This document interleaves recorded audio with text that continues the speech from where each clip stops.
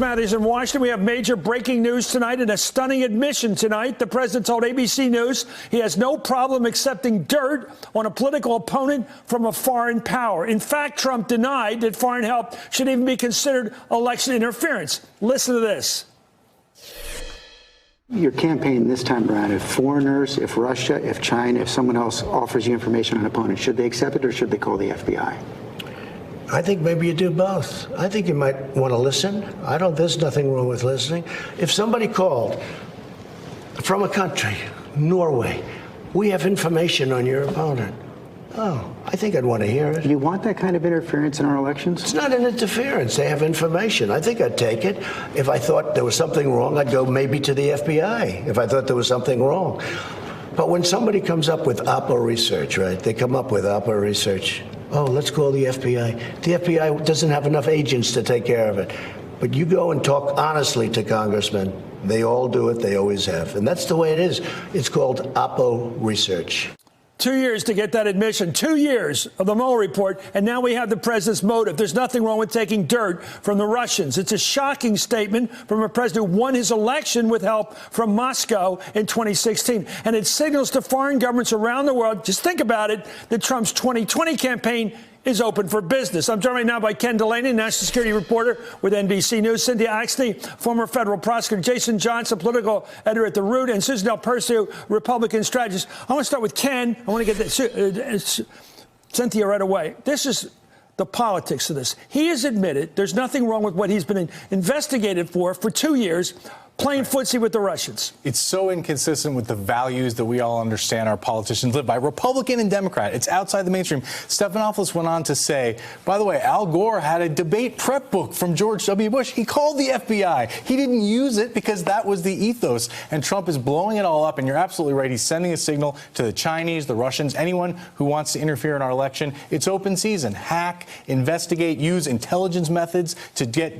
incriminating information about opponents and hand it to Donald Trump. When I heard the president say that, great work by George Stephanopoulos, by the way, when I heard the president say there's nothing wrong with taking dirt from a foreign power, which is what we've been talking about for 2 years, I thought that's why his lawyers wouldn't let him give live testimony, because they were afraid this character would just do a Perry Mason and say, all right, I did it.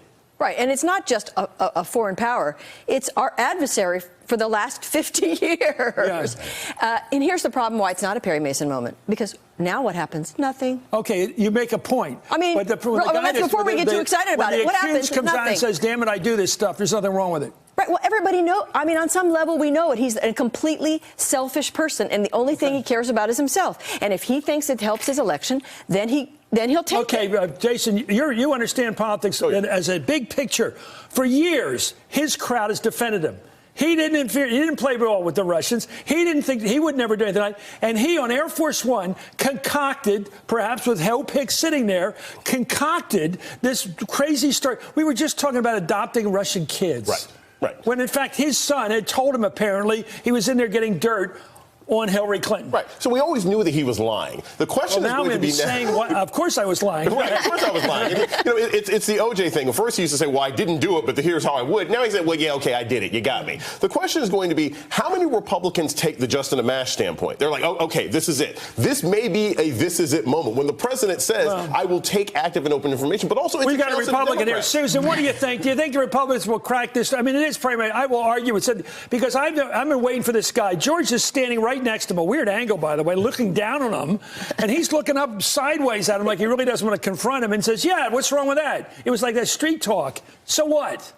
Chris, go ahead. The president has Susan. proven he has no respect for the office he holds. He has no loyalty to the country. How about his own defense? Well, he has no loyalty to the country. He doesn't have one. He is a traitor to the pillars of our democracy. That's what that interview shows. And the fact that there aren't Republicans willing to stand up to them, I don't know what they think they're going to be doing in the next couple of years when Donald Trump gets kicked out in 2020 and people are going to look at them with disdain, or at least I hope they do. Let me talk about the development of 2 years now. We've focused on this program, many other programs, and all over cable land and nightly news and everywhere else, trying to figure out what was Trump's motive. Did he know what he's doing? Was he knowingly involved with getting dirt from the Russians? Because we got the compromise. Right. The dirt went out on social media about Hillary. We got the hacking into the Democratic National Committee, and John Podesta and Palmieri and everybody. All that dirt. We know the big 3 parts to it. We know everything they were doing. And now he's admitting nothing wrong with that. Well, the Russians are helping us. Who wouldn't take the Russians' help? Robert Mueller found that they were too disorganized to have a real conspiracy, but now we know that it wasn't about morals and ethics. Trump was willing to do this. That's not why he didn't get jammed up criminally. The Russians didn't need to conspire. They were pouring out the emails to WikiLeaks, and the Trump team was using them. But I also think, Chris, there's a little bit of trolling going on here. He knows this is going to drive people crazy, and he knows he's caught. Oh, come on. No. Wait till you see how this cracks tonight everywhere in the world. This is going to blow him tonight. I don't know about, this is part of some elongated circular gameplay. No, this is not three-dimensional chess. He just doesn't care, right? He doesn't think there's going to be any consequences. That's his genius. But that's not genius. He just knows the Democrats are too cowardly to do anything. Okay, his base will eat this up. I have no problem with it. What I think it is. He was asked by George as the context of that question, your son. So he's basically doing what most people do, defend the family. Okay, he's defending son because the son went to Trump Tower. The son met with, let's watch him now. In that interview, Trump also was expressed to explain why his son, Donald Trump Jr., did not alert the FBI that he had received offers of Russian dirt on Hillary Clinton. Here goes. Should he have gone to the FBI when he got that email? Okay, let's put yourself in a position. You're a congressman. Somebody comes up and says, hey, I have information on your opponent. Do you call the FBI? I don't think coming from Russia, you do. I've seen a lot of things over my life. I don't think in my whole life I've ever called the FBI. In my whole life, you don't call the FBI. You throw somebody out of your office. You do whatever. Al Gore got a stolen briefing book. He called the FBI. Well, that's different. A stolen briefing book. This isn't a stolen. This is somebody that said we have information on your opponent. Oh, let me call the FBI. Give me a break. Life doesn't work that way. The FBI director says that's what should happen. The FBI director is wrong. I thought that was the clearest bite of that interview, where he clearly said not FBI and use the dirt, but just use the dirt. Give me a break. Right. That's obviously exactly what he would have done, and it's what he will do in the future, which is why you're right. It's open season. And then now the question becomes, what do we do with this information?